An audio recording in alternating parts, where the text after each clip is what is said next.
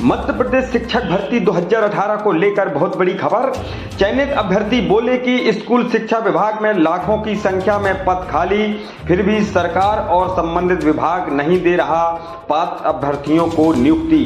अभ्यर्थी दर दर की ठोकरें खाने को मजबूर। सरकार से लेकर संबंधित शिक्षा विभाग के अधिकारी कोई नहीं है पात्र अभ्यर्थियों की सुनने को तैयार। जबकि मैं लगातार देख रहा हूं कि काफी दिनों से शिक्षक भर्ती पात्र अभ्यर्थी लगातार अपने निजी जिलों से लेकर राजधानी तक लगातार आंदोलन और ज्ञापन सरकार से अपनी मांगों को लेकर गुहार लगा रहे हैं। फिर भी क्या कमी रह जाती है जो आज तक अभ्यर्थियों की मांगों को सरकार और विभाग की ओर से नहीं माना जा रहा है।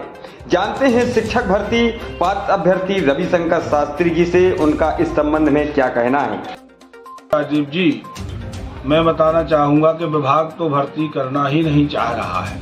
विभाग तो इस भर्ती को अपनी ओर से संपूर्ण मान रहा है और हम पात्र अभ्यर्थी पिछले 4 वर्ष से लगातार इस भर्ती को पद वृद्धि के साथ पूर्ण कराने की लगातार मांग कर रहे हैं जी। अब विभाग है कि भर्ती को आगे बढ़ाने की स्थिति में नहीं है, ना ही विभाग की मंशा है। ऐसे में अब हम कहाँ जाएं? तो अब हमें जाना है जनप्रतिनिधियों की ओर जी, जो हमारे प्रति जवाबदेह है जी। हमारी वोट से वो विधायक, मंत्री, यहाँ तक कि मुख्यमंत्री और बीजेपी की सत्ता बनी है। तो अब हमें उनके ऊपर दबाव बनाना है, क्योंकि हमारे मध्य प्रदेश का यह दुर्भाग्य है। हमारे मध्य प्रदेश के माननीय मुख्यमंत्री जी का एक नाम और है, आपने सुना होगा, एक नाम से उन्हें संबोधन किया जाता है, घोषणावीर। क्या कहा गया उन्हें? घोषणावीर जी। उनसे घोषणाएं तो आप चाहे जितनी करवा लीजिए। देखिए, हम सब अभ्यर्थियों के मन में अभी तक ये आ गया था कि चारों तरफ से ज्ञापन आंदोलन हो रहा है जी, और हमारी मांग लगभग मानी जा चुकी है।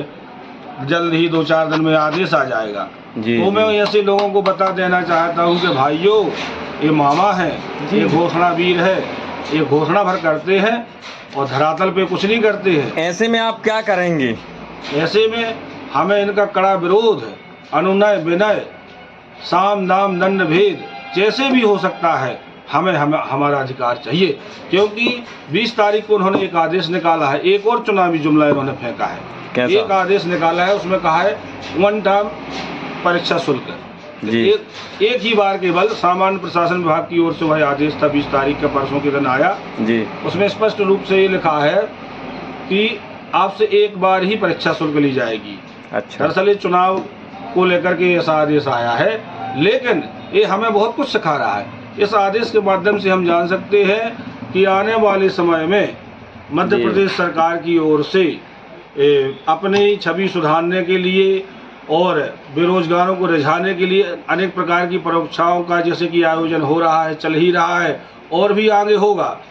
अब जब आगे चयन परीक्षाएं हो जाएंगी वर्ग 1, 2 और 3 की, तो ऐसे में तो हमारा पद वृद्धि और थर्ड काउंसलिंग का मुद्दा ही समाप्त हो जाएगा। तो अब तो हमें जाग जाना चाहिए, हमें इस लड़ाई को अंतिम रूप से लड़ना चाहिए। लगातार आप ज्ञापन दे रहे हैं, राजधानी से लेकर निजी जिलों में आंदोलन कर रहे हैं, लेकिन फिर भी सरकार क्यों नहीं जाग रही है? क्या कमी रह जाती है?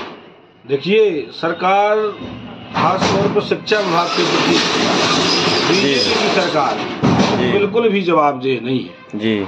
हाँ, क्योंकि मैंने पिछले कई सालों से मेरा ये अनुभव रहा है कि बीजेपी की सरकार खासतौर पर शिक्षा विभाग के प्रति जवाबदेह नहीं है। ऐसे में हमें हमारा अधिकार बिल्कुल लड़ करके, पूरी तरह से दबाव बनाकर, विनय करके, जैसे भी होता है वैसे हमें हमारा अधिकार चाहिए। पद वृद्धि के साथ थर्ड काउंसलिंग अनिवार्य रूप से चाहिए, क्योंकि यह हम सब लोगों के लिए अंतिम अवसर है।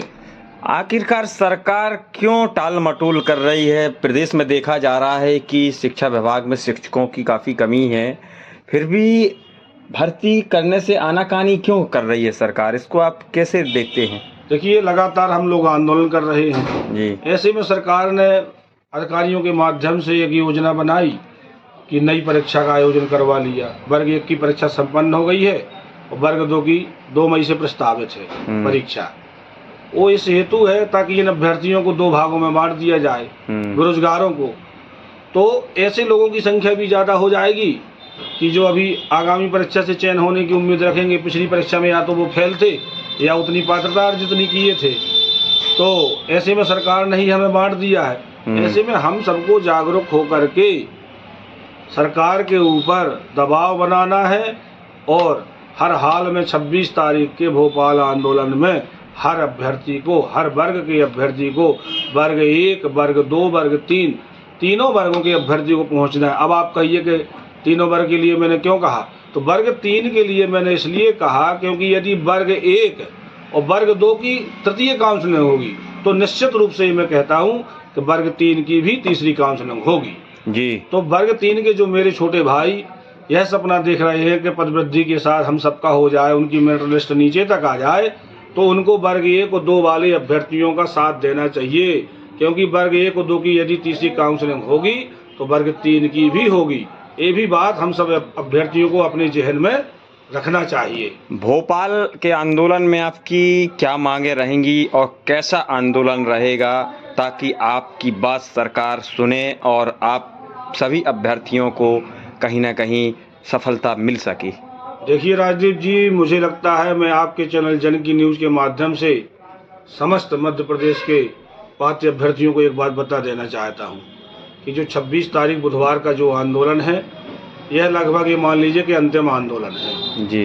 यदि हम सब इस आंदोलन में पूरी ताकत के साथ, पूरे सहयोग के साथ अपने नेतृत्वकर्ताओं का हम सब जितना सहयोग बन सकता है उतना करके यदि हम पूरी ताकत के साथ इस लड़ाई को लड़ेंगे तो ही हम इस लड़ाई को जीत पाएंगे। पूरी ताकत मतलब ये है कि सभी संगठन एक बैनर तले। अरे दुर्भाग्य तो ये है, मैं आपसे बताऊं जी कि हमारे पात्र अभ्यर्थी चोरी चोरी ग्रुप में जुड़े हैं, वो खबरें पढ़ लेते हैं, इसके बाद ना तो उन्हें भोपाल से मतलब है। और देखिए अब आज के पढ़े लिखे इनको शिक्षक बनना है, इनको इतना ज्ञान नहीं है कि सोशल मीडिया पर भी हम आंदोलन कर सकते हैं। जैसे ट्विटर पर ये लोग कोई रिट्वीट नहीं करते हैं जी, किसी भी ट्वीट को रिट्वीट नहीं करते हैं ताकि वो ट्रेंड में आ जाए, हमारा मुद्दा ऊपर आ जाए।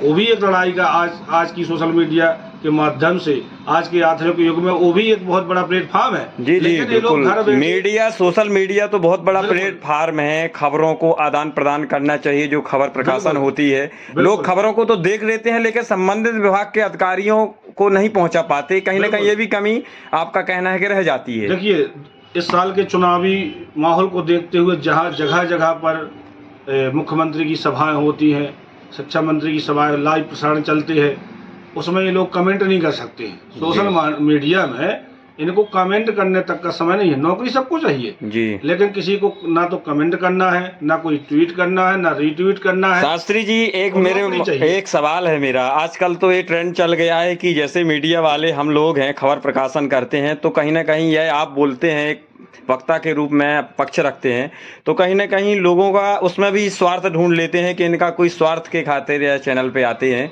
बल्कि आप निस्वार्थ भावना से मुद्दे को उठाते हैं। ये तो मैं दावे के साथ कह सकता हूं कि आप निस्वार्थ भावना से आप मुद्दे को लगातार उठा रहे हैं, अभ्यर्थियों की मांग, अभ्यर्थियों का जो पक्ष रख रहे हैं, तो कहीं ना कहीं लोगों की मानसिकता, इस बारे में आप क्या कहेंगे? जी अब देखिए, लोग नाना प्रकार के लोग हैं, सबकी अपनी सोच है, लेकिन जो मेरे से जुड़े हुए मेरे भाई है वो मुझे वास्तविक रूप से पहचानते हैं कि मैं कौन हूँ। मैं तो लगातार हर वर्ग के अभ्यर्थियों के साथ हूँ और सबकी आवाज़ उठा रहा हूँ, क्योंकि मैं भी एक अभ्यर्थी हूँ जी, एक नंबर से चूका हुआ अभ्यर्थी हूँ मैं जी। तो मेरी आत्मा में कितनी वेदना है इस भर्ती को लेकर, इस काउंसलिंग को लेकर, पदवृद्धि को लेकर, कि इस बात को मैं ही जान रहा हूँ। मध्य प्रदेश के समस्त अभ्यर्थियों को अंतिम संदेश के रूप में यह कहना चाहूँगा कि 26 तारीख के आंदोलन में पूरी ताकत के साथ आप सब पहुँचे। हमारी मातृशक्ति जो भी नेतृत्वकर्त्री है और पहुँचने वाली हैं, सब लोग पहुँचे। एक बार इसको पूरी ताकत के साथ हम सब लड़ें ताकि भविष्य में हमारा मार्ग प्रशस्त हो सके, नहीं तो आगे बहुत कठिनाई है।